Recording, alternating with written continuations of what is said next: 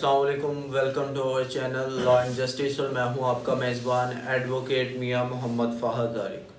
आज हम जिस टॉपिक के साथ आए हैं वो है rental act, Punjab rent premises act 2009। ये क्या है, इसके अंदर कौन सी चीज़ें आती हैं, इससे आम आदमी का क्या ताल्लुक़ है, इसको हम इस वीडियो में डिफ़ाइन करेंगे कि जो किरायादार है, किराएदारी का जो सारा प्रोसेस है वो किस तरह आप इसको लीगलाइज कर सकते हैं, वो आपके हक़ में बेहतर हो सकता है। तो वीडियो की तरफ जाने से पहले मेरी अपने तमाम व्यूवर से गुजारिश है कि हमारे चैनल को ज़्यादा से ज़्यादा सब्सक्राइब करें और हमारी वीडियोज़ को ज़्यादा से ज़्यादा शेयर करें। सबसे पहले इसके अंदर जो चीज़ आती है कि लैंडलॉर्ड, मालिक कौन होगा। मालिक ऐसा शख्स है जो उस ज़मीन का मालिक है जिसके नाम वो ज़मीन है, या ऐसा शख्स है जो एक अरसा दराज से उसका रेंट मौसूल कर रहा है, वो इसके अंडर मालिक की डेफिनेशन के अंदर आ जाएगा। उसके बाद टेनेंट बोलेंगे हम किरायादार को, कि किरायादार कौन है जिसने वो जगह किराए पर ली हुई है। अब इसके अंदर एक चीज़ आती है, जो जब भी हम किसी बंदे को एक जगह देते हैं तो उसके अंदर देने से पहले एक हम चीज़ उसको देते हैं, वो बोलते हैं उसे पगड़ी। ये बेसिकली ना ये एडवांस है और ना ही कुछ और है। पगड़ी बेसिकली ये चीज़ है कि आपने वो एक अमाउंट फ़िक्स की होती है, वो आप मालिक को अदा करता है किरायादार, कि अगर मैं कोई ऐसी चीज़ करता हूँ या आपकी जो प्रीमिसेस, आपकी जगह है, इसको कोई नुकसान पहुँचाता हूँ तो वो उसमें से कट डाउन कर लेगा, अपनी कंपनसेशन उसमें से निकाल लेगा। ये चीज़ पगड़ी कहलाती है। उसके बाद कि जो इसका प्रोसेस है कि किस तरह आपने किराया रखना है। अब इसके ऊपर पंजाब में थोड़ी सी अमेंडमेंट्स आ चुकी हैं। वो ये है कि जब भी आपने किराया रखना है तो आपने एक फार्म मिलता है, किराया फार्म, उसको आपने फिल आउट करना है, जिसके अंदर आप सारा करके तो आप पुलिस अपने मुतलका थाने में उसका इंदराज करवा देते हैं कि जी मैंने फ़लाने शख्स को इस जगह पे किराए पे रखा है, इसका ये ताल्लुक है, ये काम करता है, इस चीज़ के लिए किराए पे रखा है। क्योंकि टेररिज्म का बहुत ज़्यादा खदशा हो गया था, जिसके बाद ये चेंजेस करना ज़रूरी हो गया था। अब अगर आपने किसी भी बंदे को किराए पे रखना है तो उसके लिए आपने सबसे पहले उसके साथ एग्रीमेंट करना है। एग्रीमेंट करना है, एग्रीमेंट आप करेंगे, उसके अंदर आप चीज़ें अपने नोट डाउन करेंगे। वो एग्रीमेंट जाके आप रजिस्ट्रार के पास से रजिस्टर्ड करवा देंगे। रजिस्ट्रार अपनी स्टैंप लगाकर ओरिजिनल कॉपी आपको वापस कर देगा और एक कॉपी अपने पास रख लेगा। अब सवाल उठता है कि उस एग्रीमेंट के अंदर कौन कौन से कंटेंट्स होंगे, क्या चीज़ें लिखना ज़रूरी होंगी। तो एग्रीमेंट के अंदर सबसे पहले मालिक और किराएदार का नाम, पता, जगह, रिहाइश, उसको सारा हम लिखेंगे। उसके बाद जो दूसरी चीज़ आ जाती है वो उस जगह के, कि जिस जगह को आप रेंट आउट कर रहे हैं उसका सारा मोहल्ले को, उसकी सारी कंडीशन लिखी जाएगी। तीसरे नंबर पे आता है कि उसका कितने टाइम पीरियड के लिए आप उस जगह को रेंट आउट कर रहे हैं, उसका टेन्योर लिखा जाएगा कि हम इतने टाइम पीरियड के लिए उसको रेंट आउट कर रहे हैं। उसके बाद जो चौथी चीज़ आ जाती है वो है कि कितना रेंट है आपका उस जगह का। उस जगह के रेंट को आपने उसमें डिस्कस करना है और आपने मोड ऑफ पेमेंट बतानी है कि हम किस तरह ये रेंट पे आउट करेंगे। उसके बाद जो अहम चीज़ है वो है पर्पस ऑफ रेंट, कि आपने जो जगह रेंट के लिए दी है, उसका रेंट के लिए ली है, वो क्या पर्पस है, आपने किस लिए ली है, उसको भी उसके अंदर मेंशन करना बहुत ज़रूरी है। उसके बाद सेकंड लास्ट जो चीज़ आती है वो आपने उसके अंदर अपना एडवांस मेंशन करना है कि हमने इतने पैसे एडवांस दिए हुए हैं, तो उसका ये हो जाए। अब समटाइम ये होता है कि आपने एक टेन्योर के लिए उसके अंदर एग्रीमेंट के अंदर रेंट लिखा है, तो 6 माह के लिए उसके रेंट फिक्स किया हुआ है कि 6 माह के लिए मिसाल के तौर पर 10,000 उस जगह का रेंट है।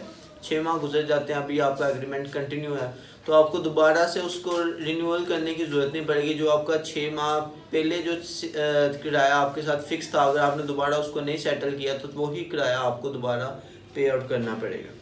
आपके पे करने का तरीका क्या है कानूनी नज़र में, आपने हर माह के, या तो जो आपने लिख दिया है रेंट एग्रीमेंट में लिख दिया कि जी इन तरीक़ों पे हमने इस तारीख को जी रेंट ये बंदा पे करेगा।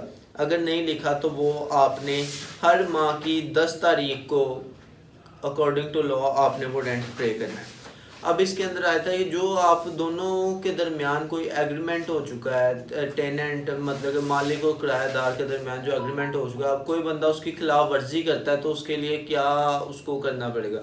जो भी शख्स उसकी खिलाफ वर्जी करेगा, उसके खिलाफ मतलब कि मालिक है उसने उस एग्रीमेंट की खिलाफ वर्जी की, तो जो किराएदार है ना, जब वो रजिस्ट्रार के पास दरख्वास्त उसकी दायर करेगा तो वो अपना सालाना रेंट का 5% पहले उसको जमा करवाएगा हुकूमती ख़जाने में, उसके बाद ही वो दरख्वास्त मेंटेनेबल होगी। और अगर लैंडलॉर्ड वो दरख्वास्त मतलब मालिक वो दरख्वास्त देता है तो वो उसका 10% पहले हुकूमती ख़जाने में जमा करवाएगा, उसके बाद ही वो दरख्वास्त मेंटेनेबल होगी। अब एक चीज़ ये भी है कि जो आपने एग्रीमेंट कर लिया, आपने उसको ख़त्म किस तरह करवाना है। जिस तरह आपने एग्रीमेंट किया था रजिस्ट्रार के पास जाकर उसके स्टैम्प एग्रीमेंट किया, इसी तरह इसी प्रोसेस को रिवर्स करेंगे तो वह एग्रीमेंट रिवोक हो जाएगा, ख़त्म हो जाएगा। उसके बाद जो जिम्मेदारियां आ जाती हैं कि किरायादार की क्या जिम्मेदारी हैं और मालिक की क्या जिम्मेदारी हैं, उसके अंदर सबसे पहले जो एक मेन पॉइंट इसके अंदर ये भी आ जाता है, जो किरायादार है ना वो मालिक की परमिशन के बगैर मज़ीद किसी बंदे को उस वो जगह किराए पर नहीं दे सकता। अब मालिक की क्या जिम्मेदारी, मालिक की सबसे पहली जिम्मेदारी ये है कि वो जो उसका एग्रीमेंट हुआ उसकी एक कॉपी किराएदार को प्रोवाइड करेगा। फिर उसके बाद जो जगह है उसका रिपेयर का खर्चा उठाएगा, जो भी उसके अंदर उसका आता है उस जगह के टैक्स पे करेगा। उसकी ये चीज़ें फिर मालिक जो है वो बिला वजह आपको तंग करने के लिए उसकी इलेक्ट्रिसिटी या गैस उसको कट ऑफ नहीं कर सकता। फिर ये है कि जो मालिक है वो किरायादार की परमिशन के बगैर, उसे नोटिस दिए बगैर अपने उस जगह पे किराए की जगह पर नहीं जा सकता, कि मतलब कि जब उसका दिल किया जी मुँह उठा के वो आ गया उधर, ऐसा नहीं। अब इसके अंदर एक चीज़ आई थी जो कॉमन प्रैक्टिस पाई जाती है कि जगह आपने रेंट पे ले लिया है तो जी मालिक आप वो जगह में कोई मसला है या कोई चीज़ है, घर ले लिया है उसकी मोटर ख़राब हो गई है, कोई उसको रिपेयर नहीं करवा के दे रहा, तो कानून इसके ऊपर कहता है कि अगर वो नहीं करवा के दे रहा तो आपने जो किराएदार है उसने अपने खर्चे से उसको रिपेयर करवा लेना है और उसके बाद उसने उसके किराए में से उसे काट लेना है। अब दूसरी चीज़ आ जाती है जो किरायादार की जिम्मेदारी है कि किराएदार की क्या जिम्मेदारी है, तो उसमें सबसे पहले ये कि उसने जो आपको जगह दी है ना, मालिक ने जो जगह दी है उसने उसको अच्छी कंडीशन में रखना है, उसको ख़राब नहीं करना। उसके बाद यह है कि अपने हमसाये के लिए उसने परेशानी का बायस नहीं बनना, उनके लिए कोई ऐसा मतलब कि आपने कोई ऐसी चीज़ नहीं की हुई कि जिससे आप मतलब कि आप एक मोहल्ले में रहते हैं, रिहायशी इलाके में रहते हैं, आपको किराए के लिए जगह दे और वहाँ आप छोटी सी फैक्ट्री लगा के बैठ जाएं, सारी रात वहाँ शोर आता रहे और आपके हमसाया आपसे तंग हो, ऐसा कोई काम नहीं करना।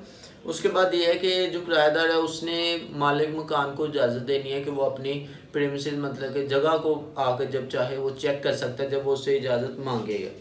उसके बाद जो आखिरी चीज़ ये है कि जिस पर्पज़ के लिए उसने वो जगह ली है ना, उसने सिर्फ उसी पर्पज़ के लिए उसको यूज़ करना है। अब इसके बाद जो आखिरी चीज़ आ जाती है वो ये है कि कब आपको मालिक मकान अपने किराए जगह से बेदखल कर सकता है जिसको आपने रेंट, जब आपका टेन्योर जो आपने एग्रीमेंट में लिखा है वो ख़त्म हो जाता है, उसके बाद जो मालिक मकान है वो आपको जगह से निकाल सकता है। दूसरा पॉइंट ये आ जाता है कि आपने रेंट की जो डेट थी वो गुजर चुकी है, 30 दिन उससे ऊपर हो चुके हैं, उसके बाद मालिक के पास ये हक है कि वो किराएदार को वहाँ से निकाल सकता है।